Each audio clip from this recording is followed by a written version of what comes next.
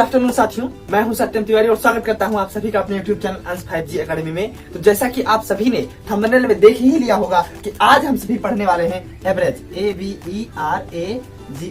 Average का हमारा part second है। कौन सा है? पार्ट दूसरा है। हमने पार्ट फर्स्ट में ऐसी श्रेणियों का मतलब कॉन्सेप्ट, जो पहला कॉन्सेप्ट था, मैंने पार्ट फर्स्ट में क्लियर कर दिया है। अगर अभी तक आपने पार्ट फर्स्ट की वीडियो नहीं देखी है तो डिस्क्रिप्शन में उसकी लिंक है, आप लोग जाके पार्ट फर्स्ट की वीडियो वहां से जो है देख सकते हैं। पार्ट फर्स्ट में हमने पढ़ा क्या था ये सबसे पहले जान लीजिए। तो बेसिक एवरेज होता है, मतलब ऐसे सभी एवरेज मैंने निकालना वहां पर सिखाया था जिन श्रेणियों का, जिनके बीच का जो डिफरेंस होता है वो सेम रहता है, चेंज नहीं होता है। तो सिंपल सी बात है यार, आज हम ऐसा कुछ पढ़ने वाले हैं कि जिनके बीच का जो डिफरेंस होगा अलग अलग होगा। कुछ ऐसी चीजें, कुछ एडवांस टेक्निक, कुछ एवरेज में थोड़ा इंक्रीमेंट करके कुछ अलग सी चीजें आज हम यहाँ पर सीखने वाले हैं। तो वीडियो को, अगर आप लोग हमारे चैनल में नए हैं ना, तो वीडियो को अभी मत सब्सक्राइब कीजिएगा, लाइक मत कीजिएगा भी। जब आपको पूरी वीडियो जो है समझ में आ जाए ना, तो लास्ट में मेरे चैनल को सब्सक्राइब कीजिएगा, लाइक कीजिएगा और शेयर कीजिएगा। नोटिफिकेशन के बेल आइकन को जो है ऑल पर सेट कीजिएगा, ताकि मेरे वीडियो की जो लेटेस्ट नोटिफिकेशन हो, उसकी जो इन्फॉर्मेशन हो आप सभी तक आराम से पहुंचती रहे। तो लेट्स स्टार्ट द। सबसे पहले हम यहाँ समझ लेते हैं कि मतलब हमने कल जो पढ़ा था और आज जो पढ़ने वाले हैं उसमें डिफरेंस क्या है। कल हमने ऐसी श्रेणियों का एवरेज निकालना सिखाया था, जैसे मान लीजिए एक से कुछ करके, जैसे 1 2 3 4, इनके बीच का जो अंतर आ रहा है, बार बार देखिए, बार बार जो अंतर आ रहा है वो बार बार एक ही आएगा। यहाँ पर बार बार मतलब सेम आएगा, एक आने का मतलब सेम आएगा। लेकिन साथियों, वहां पर माइनर चेंज है आज। और आज जो हम पढ़ने वाले हैं उनके बीच का जो डिफरेंस आएगा वो अलग अलग आएगा। तो ऐसी श्रेणियों का एवरेज हम किस प्रकार से निकालेंगे? क्या सभी को जोड़ेंगे, फिर जितने नंबर होंगे उससे डिवाइड करेंगे? ऐसा हम नहीं करेंगे, बिल्कुल नहीं करेंगे। इसके लिए हमारी कुछ ट्रिक्स हैं, कुछ टिप्स हैं, जिनको अगर आप फॉलो करेंगे तो आपके आंसर जो है डेफिनेटली आएंगे। सबसे पहली ट्रिक हमारी क्या कहती है? ट्रिक फर्स्ट, ये जानते हैं क्या कहती है कि एक से या प्रथम, मान लीजिए प्रथम 50 या 1 से 50 तक, ऐसे कुछ भी कह सकता है। प्रथम 50 या 1 से 50 तक या 1 से n तक संख्याओं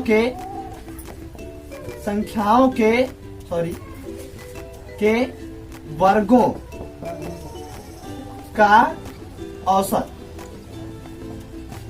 सबसे पहली चीज, आपसे क्वेश्चन पूछेगा कि प्रथम n संख्याओं के वर्गों का औसत, मतलब स्क्वायर का एवरेज, या फिर 1 से इतने तक के स्क्वायर का एवरेज। इसी प्रकार से आपसे क्वेश्चन जो है पूछा रहेगा, बिल्कुल डेफिनेटली रहिए, कंफर्म रहिए। तो हम जानते हैं, हम इसके लिए जानते हैं क्या लगाएंगे। हम चूंकि सबसे पहले जानते हैं योग, हम जानते हैं कि n संख्याओं के वर्गों का योग जो होता है n+1 2n+1 होता है। क्या? n+1 2n+1 अपॉन 6, इतना तो ही होता है। अब चूंकि हमें जितने नंबर होंगे उससे डिवाइड भी करना है, तो हम n से डिवाइड करेंगे, n खत्म हो जाएगा। तो हमारा बचेगा, जानते हैं क्या? हमारा वहां पर बचेगा n+1 और 2n+1/6। यही हमारा हो जाएगा एवरेज। चीजें क्लियर है? सारी बातें यहाँ पर क्लियर हैं। n+1 2n+1 डिवाइड बाई 6, ये हमारा आ जाएगा क्या? एवरेज। क्योंकि हम जानते हैं कि इतनी संख्याओं का मतलब 1 से m तक सभी संख्याओं का वर्गों का योग जो होता था वो यहाँ 1 n और होता था। अब चूंकि हमें औसत निकालना है तो नीचे टोटल n से डिवाइड करेंगे, ये n खत्म हो जाएगा, कट जाएगा। तो यही हमारा एवरेज निकल कर आएगा, कहीं अलग से कुछ नहीं है। सिंपल सा हमारा मेथड, सिंपल से ट्रिक है। तो चलिए हम सबसे पहले से क्वेश्चन लगा लेते हैं। मान लीजिए आपसे कह रहा है कि प्रथम 10 संख्याओं के वर्गों का औसत क्या होगा। तो आप किस प्रकार से उसको लगाए जानते हैं? 10 + 1 और 10 दूना 20, 1 21 अपॉन 6। तो हो जाएगा 10 1 11 मल्टीप्लाई बाई 21 अपॉन 6। 10 से 11 मल्टीप्लाई बाई 21, तो 11 1 11, 11 दूना 22, 11 1 11, 11 दूना 22, 23 की 3 हाथ से लाई 23 अपॉन 6। इतना हमारा एवरेज आएगा। काटपीट के पॉइंट में उसको जो कुछ लाना हो हम ला सकते हैं। ऐसे हमारा जो है एवरेज आ जाएगा। तो इसी प्रकार से चाहे जो क्वेश्चन आपसे पूछे, मतलब वर्गों का योग जब भी आपसे पूछेगा, तो आई होप आप सभी अब आंसर जो है दे ले जाएंगे। क्लियर है? चलिए अब आगे बढ़ते हैं। देखिए, अब इसी में आपसे पूछ सकता है जो ट्रिक सेकंड है हमारी, TRIC के ट्रिक सेकंड क्या कहती है। जैसे अभी तक हमने क्या समझा कि 1 से n तक संख्याओं के वर्गों का औसत, वर्गों का समझा ना। अब यहीं पर अगर मान लीजिए घनों का क्वेश्चन किस प्रकार से पूछेगा, देखिए 1 से 50 तक घनों का औसत, मतलब 1 से 60 तक या 1 से m तक के घनों का औसत क्या होगा। इस प्रकार से आपसे जब भी क्वेश्चन पूछेगा, आपको कुछ नहीं करना है, सिंपल ये ट्रिक लगानी है। क्या? देखिए n+1 का होल स्क्वायर डिवाइड बाई 4 हो जाएगा। तो ये सारी बातें यहाँ पर क्लियर हैं। देखिए, जब आपसे घनों का औसत पूछेगा तो आप ये फार्मूला लगाएंगे, वर्गों का औसत पूछेगा तो आप ये फार्मूला लगाएंगे, ये ट्रिक लगाएंगे। चीजें सारी क्लियर होनी चाहिए, बातें क्लियर हैं। इसको आप लोग लिख लीजिए, नोट डाउन करते रहिए साथ में, नहीं तो बाद में दिक्कत होगी, भूल जाएंगे आप लोग। और देखिए ये बात है क्लियर। मान लीजिए आपसे क्वेश्चन पूछ रहा है कि प्रथम 10 घन संख्याओं का औसत, मतलब प्रथम 10 संख्याओं के घनों का औसत क्या होगा। तो यहाँ पर रखेंगे 10 मल्टीप्लाई बाय 10, 11 11 121, क्योंकि 10 और 11 11 के स्क्वायर 121 आएगा ना, डिवाइड बाई 4, तो 2 से कट जाएगा, 2 5 6 10, 5 1 कम 5, 5 दूनी 10 की 5 1 कम 5 605 बटा 2, 2 कम 2, बस कुछ भी काट पीट के ऐसे अपना जो है आंसर यहाँ पर आ जाएगा, कुछ भी पॉइंट में आएगा, या ऐसे ही जिस प्रकार से उसमें दिया रहेगा ना विकल्प में, उसी प्रकार से हमको आंसर यहाँ पे लाना होगा। चीजें क्लियर है, सारी बातें क्लियर है यहाँ पर, बस सब कुछ नहीं है। आगे चलते हैं। तो आगे चलने से पहले सबसे पहले हम इसको इरेज करेंगे। इरेज करना क्या है यार, हम आगे थोड़ा सा ट्रिक नंबर 3 जो है हमारा देख लेते हैं। ट्रिक नंबर हमारी तीसरी क्या कहती है, तीसरी ट्रिक ध्यान से देखिएगा, ट्रिक TRIC की ट्रिक 3 ये क्या कहती है कि किसी संख्या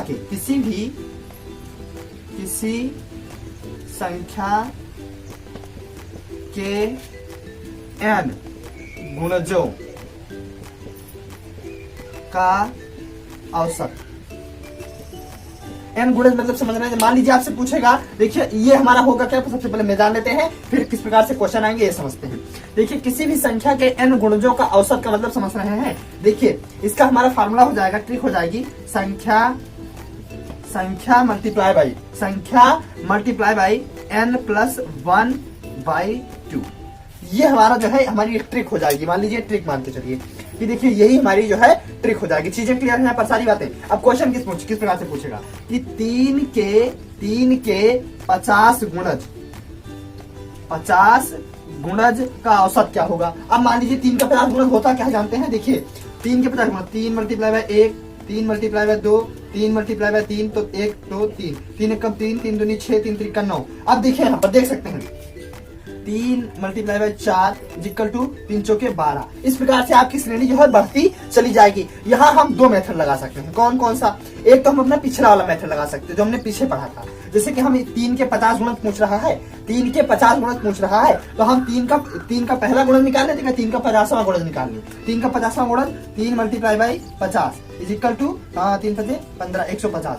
तो हम ये तो लगा सकते हैं कि इन दोनों को ऐड करें, प्रथम और लास्ट को ऐड करें, डिवाइड बाय 2 कर दे तो भी हमारा आंसर आ जाएगा। लेकिन हम इसको निकालेंगे ही नहीं, हम डायरेक्ट स्ट्रिक से जिसका पूछ रहा हो और n जो दिया हो उसी से डायरेक्ट हम अपना आंसर ले आएंगे। तो संख्या 3 का गुणज यही होता है, गुणज बता रहा था मैं। 3 का पूछ रहा, 3 मल्टीप्लाई बाय n प्लस 1 यानी कि कितना 50 50 1 51/2। चीजें यहाँ पर सारी क्लियर।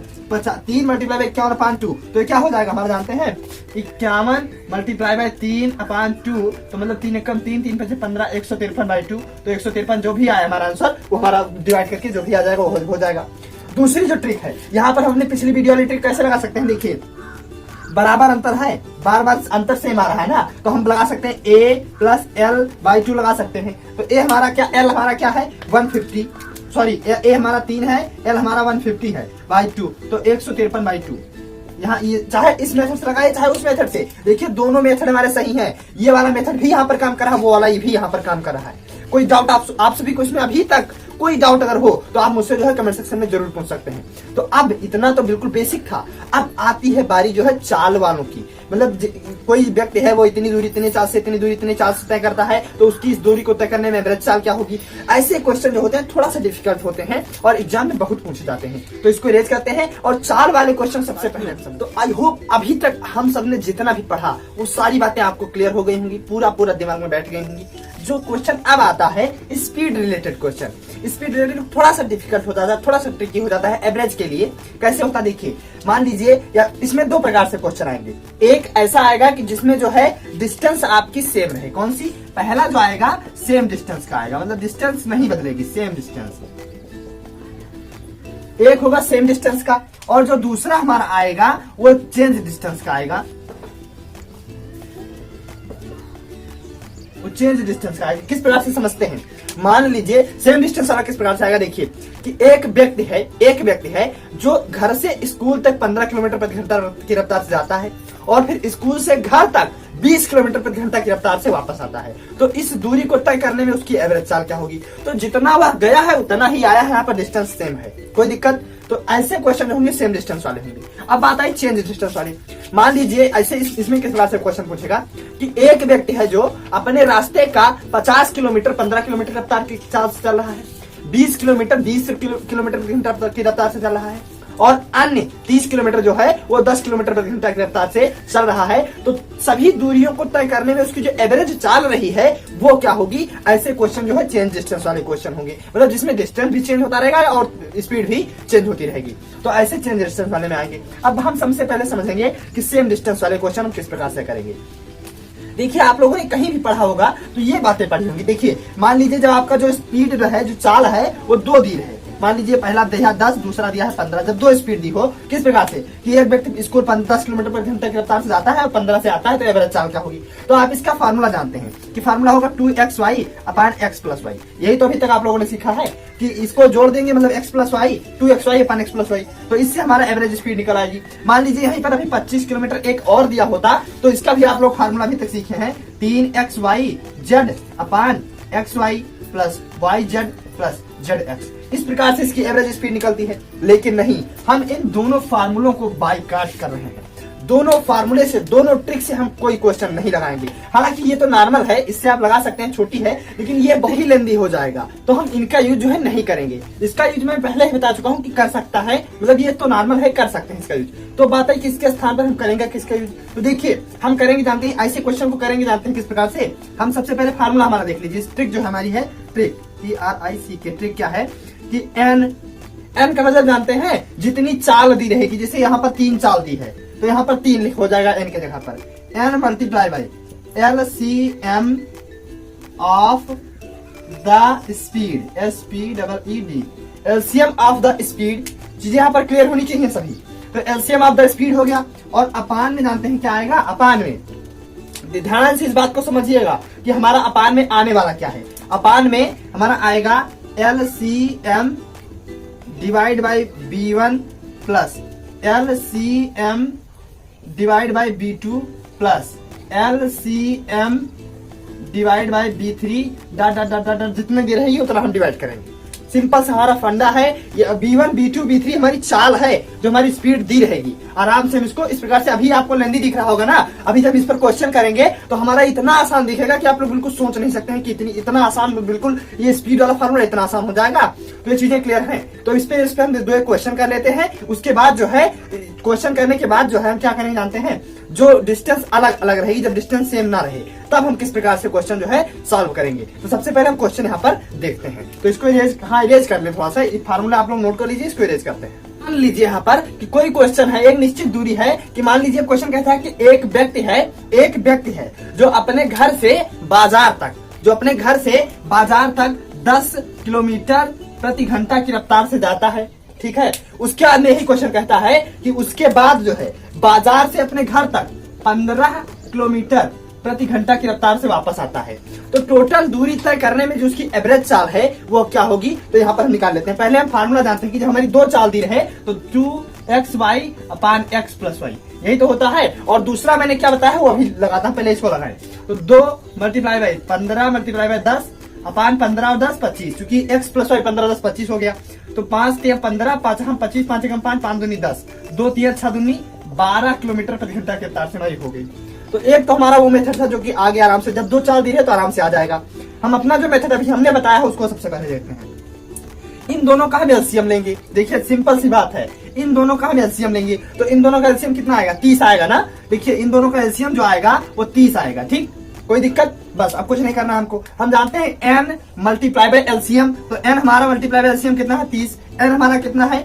n हमारा 2 चाल है यहाँ पर, ठीक है। उसके बाद में पहला एलसीएम डिवाइड बाई फर्स्ट चाल, तो 30 को 10 से डिवाइड करेंगे तो 3 आएगा, plus LCM divide by second चाल, तो 30 को 15 डिवाइड करेंगे 2 आएगा। चीजें यहाँ पर सारी क्लियर है, कोई दिक्कत आप सभी को? हमने जितना भी आपको दिया वैसे डिवाइड करते आराम से चले जाइए, बस कुछ नहीं करना है। तो 30 दूना 30 मल्टीप्लाई बाय 2 अपान 3 2 5 5 1 5 5 6 30 6 दूनी 12 किलोमीटर प्रति घंटा की रफ्तार से अपन आ गए आराम से। कोई दिक्कत इसमें आप सभी को? देखिए सेम आंसर आया, कोई दिक्कत नहीं होनी चाहिए। आई हो अब अगला यही अगर दिया रहता कि वही व्यक्ति दोबारा बालपुर, मेरी जो मार्केट पड़ती है बालपुर पड़ती है, इसलिए बालपुर निकल रहा है, बाजार दोबारा मार्केट गया, लेकिन इस बार वहां 20 किलोमीटर प्रति घंटा की रफ्तार से गया। 20 किलोमीटर प्रति घंटा की रफ्तार से इस बार जो है वह मार्केट गया। तो देखिए अब इस दूरी को तय करने में उसकी एवरेज चाल होगी वो क्या होगी? तो अब हम जानते हैं 3 जब दिया रहे तो 3xyz अपान xy plus yz plus zx। हम उसको उस फार्मूले को नहीं लगाएंगे, लेंदी हो जाएगा ना, हम अपना फार्मूला तय करते हैं। देखिए हम इन तीनों का एलसीएम निकालेंगे, इन तीनों का हमारा एलसीएम, इन अगर 2 होते तो 30 आ जाता, लेकिन इसमें 30 नहीं आने वाला है, तो हम डायरेक्ट इसका एलसीएम निकाल लेते हैं। पहले 10, 15 और 20 का एलसीएम 60 होगा, इसका एलसीएम आ जाएगा 60। ठीक है, कोई दिक्कत? तो 60 एलसीएम इसका हो गया। कितने नंबर से? 3 नंबर, 3 चाल है, तो 3 मल्टीप्लाई बाई एलसीएम 60 अपान पहली एलसीएम को पहली चाल से तो 10 6 से, प्लस एलसीएम को दूसरी चाल से तो 15 से 60 को डिवाइड कीजिए, 15 चौके 60, प्लस एलसीएम को तीसरी चाल से तो 60 को 20 से डिवाइड कीजिए 3। चीजें क्लियर? इसमें कोई दिक्कत आप सभी को? कुछ नहीं करना, बस आप देखिए 3 multiply by 60 upon 6 4 10 3 13, 6 3 18, 180 upon 13 kilometre प्रति घंटा की रफ्तार से आपकी जो एवरेज स्पीड है वो आ गई। तो चीजें यहाँ पर सारी क्लियर होनी चाहिए। आई होप अब आप सभी को ये बातें सारी जो है क्लियर हो गई होंगी। अब देखिए जो हमने अभी आगे बताया था कि जब आपकी डिस्टेंस सेम ना रहे, जब डिस्टेंस सेम ना रहे, क्या किस प्रकार से क्वेश्चन आते हैं उसमें देखिए कि मान लीजिए 100 किलोमीटर की दूरी है, 100 किलोमीटर की दूरी है, एक डिस्टेंस है, उसको कोई व्यक्ति ए है जिसने 30 किलोमीटर की डिस्टेंस को 10 की स्पीड से 10 किलोमीटर प्रति घंटा की रफ्तार से तय किया। उसके बाद में देखिए 20 किलोमीटर की डिस्टेंस को 20 किलोमीटर की डिस्टेंस को उसने जो है 15 किलोमीटर प्रति घंटा की रफ्तार से मतलब तय किया। अब कितना 30 तो 50 हो गया। उसके बाद में जो कुछ भी डिस्टेंस बचा, मतलब बाकी 50 किलोमीटर की जो डिस्टेंस बची वो 10 किलोमीटर प्रति घंटा की रफ्तार से तय किया। ये आपकी सारी बातें, मतलब अब अगर ऐसा क्वेश्चन पूछा हुआ है कि इस प्रकार से क्वेश्चन भी पूछ सकता है, तो इसके लिए सबसे पहले हम फार्मूला जानते हैं। इसके लिए फार्मूला जानते हैं, क्या होता है? कुल दूरी बटा कुल समय, कुल दूरी बटा कुल समय इज इक्वल टू हो जाएगी हमारी औसत चाल। वैसे भी हम देखते हैं कि चाल बराबर दूरी बटा समय, तो यहाँ पर कुल दूरी बटा कुल समय हमें लगा लेना है, हमारा आंसर निकल के आ जाएगा। चीजें यहाँ पर क्लियर होनी चाहिए, बस कुछ नहीं है यार, हम सीधा अपना फार्मूला लगाएंगे, सीधा अपना फंडा लगाएंगे, हमारा सीधा क्वेश्चन आंसर, सीधा आंसर निकल के आ जाएगा। देखिए सिंपल सी बात है कि यहाँ पर कुल दूरी तय कितना, मान लीजिए यहाँ पर 100 ना दिया होता, अभी तो 100 दिया है तो हम जान गए कि 100 किलोमीटर दूरी तय हो रही है, लेकिन अगर ना दिया होता तो 30, 20, 50 और 50 100 किलोमीटर की कुल दूरी यहाँ पर तय हो रही है। 100 किलोमीटर की टोटल डिस्टेंस यहाँ पर तय हो रही है। चीजें क्लियर? सारी बातें यहाँ पर क्लियर हैं। उसके बाद में चाल यहाँ पर दी हुई है, बातें यहाँ पर क्लियर करते चलिएगा। क्या दिया हुआ है? चाल दी हुई है। अब कुल समय मतलब जितना भी समय लगा हुआ पूरे में उसको हम ऐड कर लेंगे, तो चाल दी है, समय तो दिया नहीं है हमारा, जबकि हम जानते हैं देखिए चाल बराबर होता है, चाल बराबर दूरी बटा समय, दूरी बटा समय, तो समय इधर भेज दीजिए, चाल को इधर भेज दीजिए, तो समय बराबर हो जाएगा, समय इज इक्वल टू हो जाएगा दूरी बटे चाल। होगा कि नहीं होगा?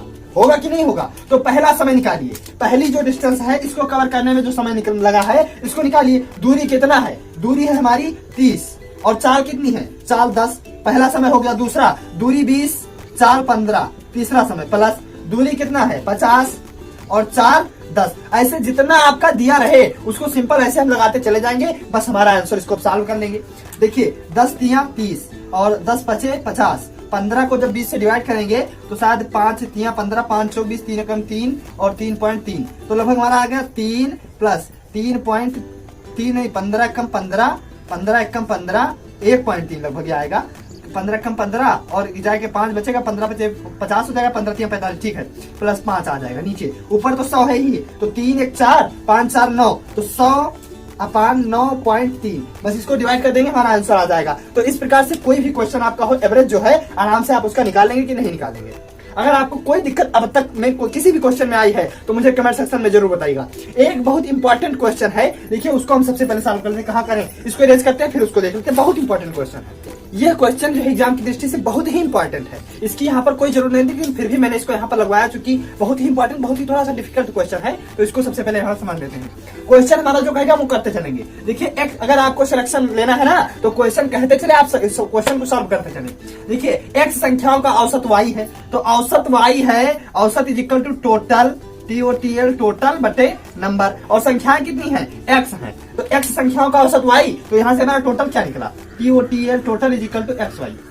बात सारी क्लियर? कोई दिक्कत? और फिर दोबारा कह रहा है कि y संख्याओं का औसत x है, तो x औसत हो गया दोबारा वाले में, और संख्याएं कितनी है? y है, टोटल यहाँ पर निकाल लीजिए, टोटल इज इक्वल टू, फिर total is equal to total is equal to x y. फिर वही आ गया। अब ये जितना अभी तक कहा उतना हमने किया। एक वाई संख्या थी, चूंकि हम जानते हैं कि औसत इज इक्वल टू टोटल बटा नंबर, टोटल बटा नंबर, तो एक्स संख्याएं थी तो एक्स हो गई यहाँ पर वाई संख्याएं थी तो यहाँ पर वाई हो गई। औसत वहां पर एक्स था, यहाँ पर वाई था, तो कोई दिक्कत इसमें आपको? ठीक है। तो अब टोटल हमारा देखिए टोटल 2 हो गया। उसके बाद में आप क्वेश्चन जानते हैं क्या कह रहा है कि तो सभी संख्याओं का एवरेज कितना होगा। टोटल संख्या है कितनी? टोटल संख्या है एक्स प्लस वाई, ये टोटल नंबर है, n is equal to x plus y हो जाएगा। इसमें x संख्या इसमें y, तो टोटल संख्या x प्लस वाई। और टोटल कितना हो गया? टोटल हो गया x y plus x y. बातें सारी क्लियर? कोई दिक्कत? तो x y plus x y equal to हो गया 2xy। कोई दिक्कत? कोई दिक्कत? बस अब हम जानते हैं एवरेज का फार्मूला, टोटल यानी कि 2xy अपान x प्लस वाई। इसका हमारा एवरेज ये निकल के आराम से आ जाएगा। तो आई होप आप सभी को आज की यह वीडियो बहुत ही इंटरेस्टिंग और समझ में आ भी गई होगी और इंटरेस्टिंग भी लगी होगी। तो अगर आपको मेरी वीडियो पसंद आई है तो चैनल को लाइक कीजिए, सब्सक्राइब कीजिए, शेयर कीजिए, नोटिफिकेशन के बेल आइकन को ऑल पर सेट कीजिए ताकि मेरी वीडियोस की जो लेटेस्ट नोटिफिकेशन हो उसकी लेटेस्ट इन्फॉर्मेशन आप तक पहुंचती रहे। तो मिलते हैं अपनी नेक्स्ट क्लास में, तब तक के लिए जय।